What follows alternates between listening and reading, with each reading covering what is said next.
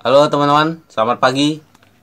Kali ini kita akan membahas tentang kompresor overhead ya. Kompresor overhead atau panas yang berlebih. Seperti pertanyaan berikut ini. Om, mohon dijawab. AC saya seperti ini. Kalau siang hari kompresor hidup sebentar. Setelah setengah jam kompresor mati. Hanya kipas yang hidup. Tapi kalau malam hari nyala terus, itu kompresornya. Itu kompresor. Kira-kira kenapa ya Om? Nah, dari pertanyaan teman kita ini kompresornya terindikasi overhead ya, atau panas yang berlebih. Panas yang berlebih. Nah, sekarang kita akan membahas bagaimana cara mengatasi kompresor yang overhead.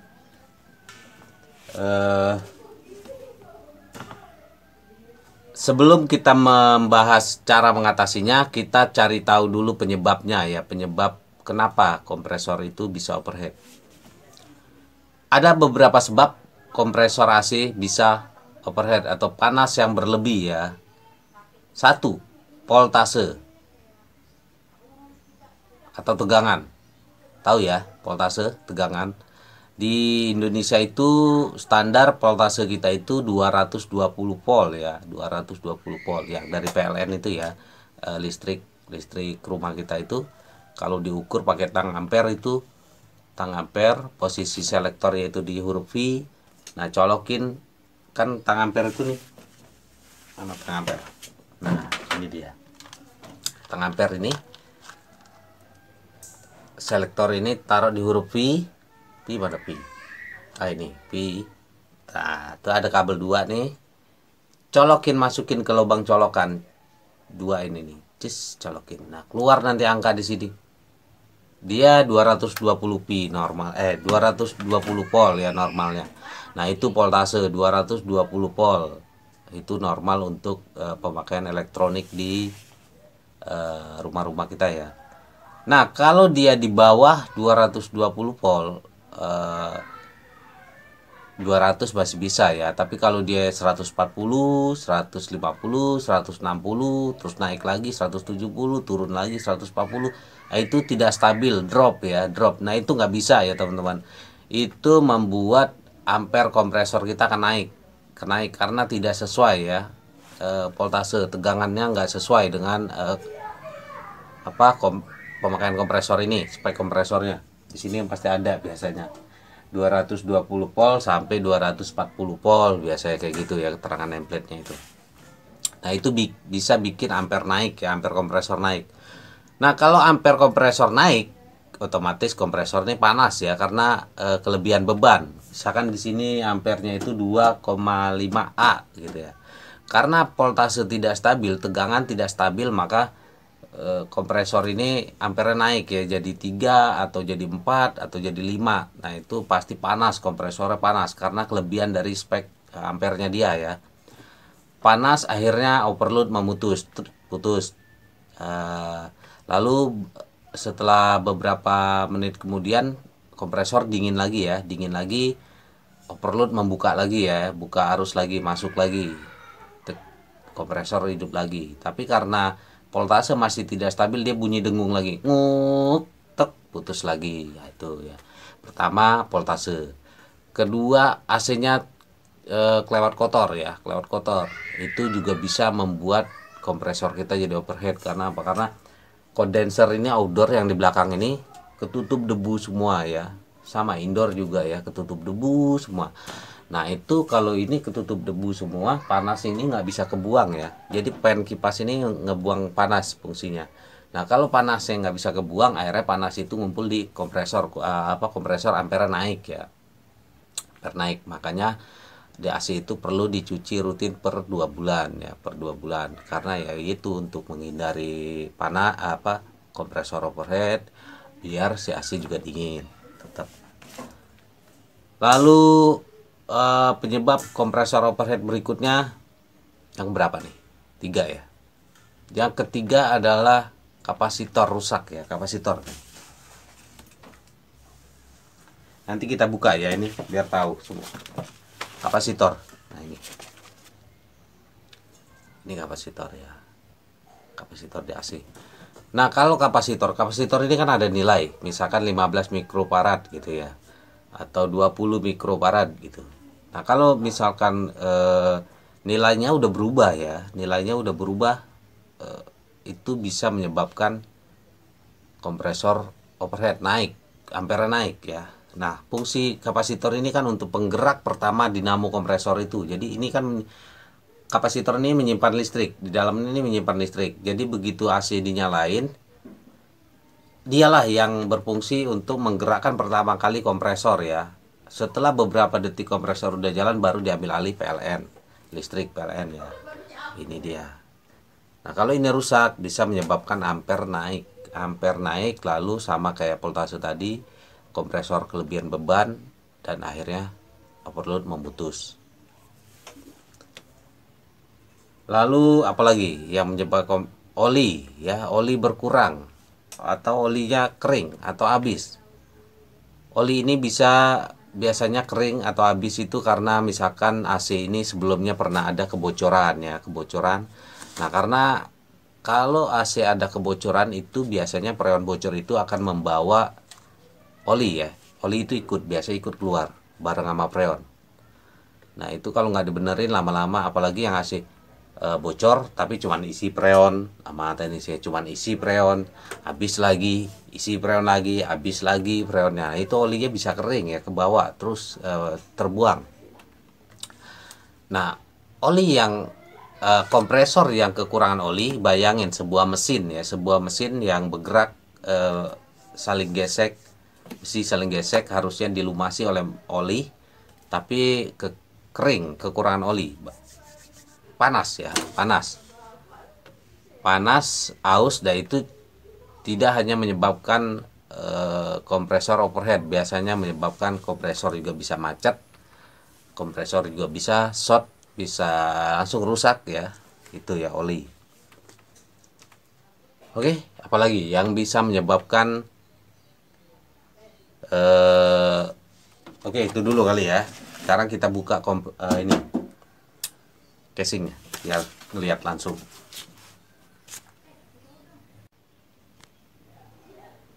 Nah, ini dia teman-teman isi daleman jeroannya outdoor ya, outdoor unit. Di sini ada komponen, di dalam ini ada kompresor yang utama ya, kompresor, lalu ada kapasitor, relay sama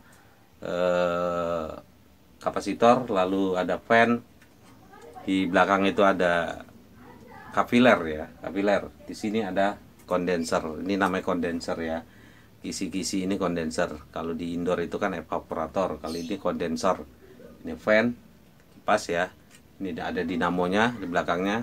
Lalu ini kompresor, kapasitor, kompresor, kapasitor fan ya. Ini overload nih, ini overload nih. Ini pengamannya ya.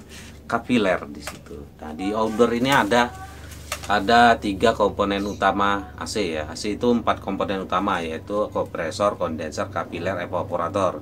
Nah, 3 diantaranya ada di sini ya, yaitu kondenser, kompresor, kapiler. Jadi penting sekali ya, outdoor ini penting.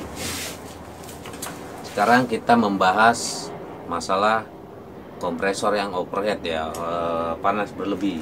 Nah, tadi penyebabnya biasanya tanda-tandanya gini teman-teman. Kalau misalkan teman-teman dengerin tuh tuk, ada suara teng tek gitu, teng, kayak kayak kompresor macet ya, kayak mesin macet mau jalan tapi macet, kayak kedengar ngeden gitu ya.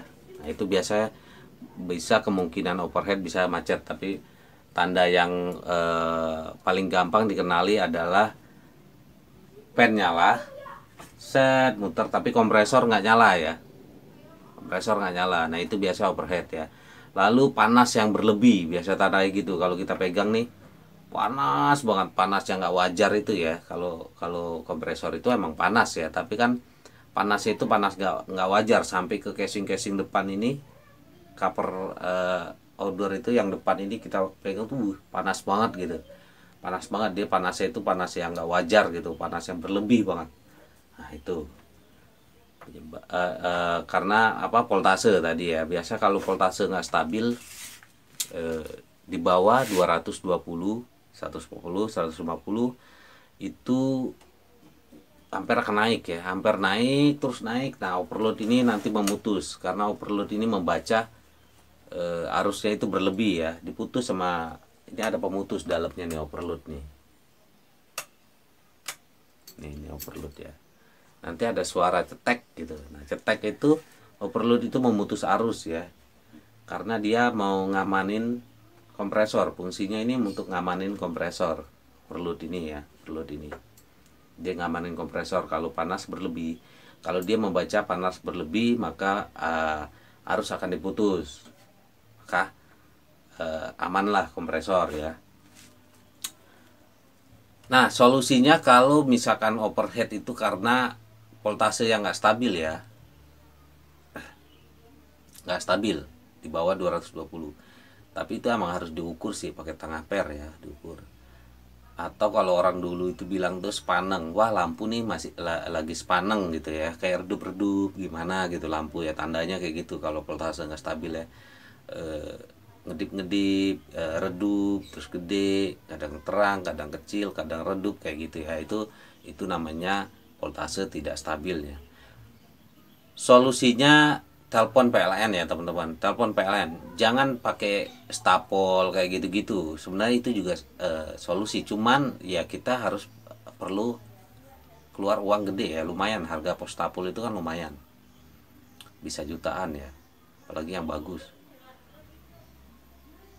Kalau menurut gua solusi yang paling simple, paling bagus adalah hubungi PLN ya teman-teman, telepon 123 atau 0123 atau terserah kantor masih, datengin langsung ke PLN di dekat rumah, nggak apa-apa, dekat rumah teman-teman, datengin atau telepon, bilang bahwa voltase atau tegangan di rumah gua nggak stabil, tolong perbaiki ya gitu. Itu nggak apa-apa teman-teman, itu gratis ya, itu gratis karena itu hak kita dan itu kewajiban PLN untuk memberikan produk yang bagus ke pelanggannya. Nah nanti PLN datang, nanti kan disebutin tuh alamat bla bla bla bla, datang nanti dicari penyebabnya voltase nggak stabil ini. Apakah kabel ada ya, biasanya sih voltase nggak stabil itu karena kabel di PLN itu di tiangnya itu ya, di tiang itu ada yang kendor biasanya teman-teman.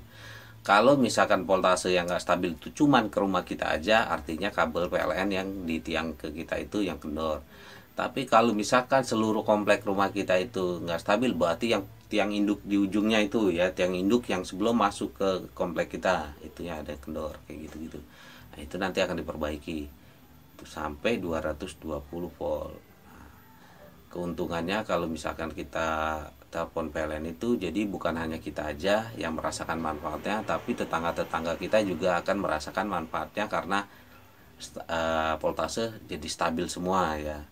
Oke tuh.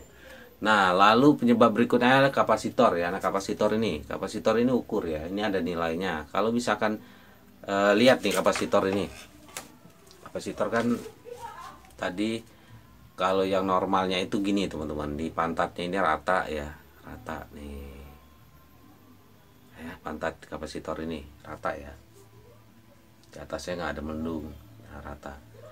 Kalau misalkan teman-teman lihat secara fisik bodinya udah melendung, pantatnya ini udah kayak pantat janda bahenol gitu ya, itu artinya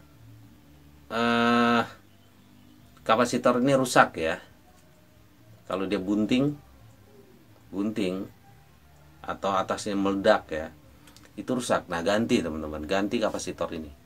Ganti kapasitor ini sesuaikan dengan nilainya. Kalau kapasitor yang lama dulu, yang lama itu sebelumnya 15 mikrofarad, artinya kita juga beli yang 15 mikrofarad ya. Ganti dengan nilai yang sama. Oke, itu kalau kapasitor ya, itu solusinya. Nah, kalau penyebabnya karena kotor, kondenser ini kotor ya, ketutup debu, semua ketutup parah ini debu ini. Nah, itu kan bisa bikin kompresor ini panas overhead. Jadi kipas ini niup, tapi udara itu nggak bisa masuk karena ketutup debu ya, samping-samping belakang ini nggak bisa ketutup debu, nggak bisa kebuang, panasnya itu nggak bisa kebuang. Nah itu solusinya ya cuci teman-teman, cuci ya. Nah kalau misalkan karena kekeringan oli ya, itu mau nggak mau dibongkar teman-teman, dibongkar ininya, dimasukin oli lewat pipa yang atas ini ya, pakai plastik. Itu videonya ada di cara masukin oli, cara ganti oli di channel ini ya, udah ada ya. Kapiler mampet juga bisa sih sebenarnya, mampet ya, kapiler mampet terus dipaksain kerja ya, kapiler. Atau pipa yang patah parah ya, pipa instalasi ini, instalasi pipa AC ini ada yang patah parah, dipaksa kerja, kompresor ini dipaksa mau mompa tapi mampet. Nah itu juga bisa bikin overhead kompresor ya, panas ya, karena gimana ya, kita dipaksa ngompa tapi sirkulasi itu nggak berjalan ya, freon itu nggak berjalan, itu bisa bikin overhead juga ya. Nah kalau biasanya kalau mau perbaiki kompresor overhead itu tunggu sampai dingin ya, tunggu sampai dingin kompresornya, atau disiram pakai air ya, siram badannya ini, badan siram pakai air sampai dingin. Cabut dulu listriknya ya, powernya jangan lupa, siram pakai apa, pakai air, lalu ukur ampernya ya, ukur ampere, ukur tekanan. Nanti pasti kalau dia udah dingin, kompresor pasti jalan lagi. Nah pada saat jalan itu, beberapa saat jalan itu kita bisa dapatkan data berapa ampere, berapa tekanan ya. Nah nanti bisa diketahui ya. Oh ya, kompresor overhead itu bisa dari kebanyakan freon juga bisa ya, kebanyakan freon. Jadi kalau freon misalkan tekanan ini R22, tekanannya itu idealnya 60 sampai 70 misalkan. Lalu kita isi sampai 100 PSI, 120 PSI. Nah, itu ampere naik ya, jelas naik. Nah, nanti kan pada saat kita ukur apa namanya? Ampere tekanan, nanti kelihatan, oh tekanannya terlalu tinggi, turunin teman-teman, buang freonnya, buang sedikit freonnya ya, buang. Nah freon itu kan kalau kita buang, ampere juga ikut turun ya, buang. Dibuat terus kita buang sampai ampernya itu idealnya dia ini ya. Oke, gitu ya teman-teman, cara mengatasi kompresor overhead ya, atau panas yang berlebih ya, panas yang berlebih. Biasanya itu kalau AC Cina itu ada kode EC gitu, EC error kompresor, gitu-gitu ya. Oke teman-teman, itu aja ya. Jika ada yang kurang paham ya, atau guanya keliru, atau guanya kurang jelas menerangkannya, silakan ditanya ya, silakan ditanya di komentar. Nanti pasti gua balas ya, nanti kita bahas bareng-bareng. Oke, terima kasih.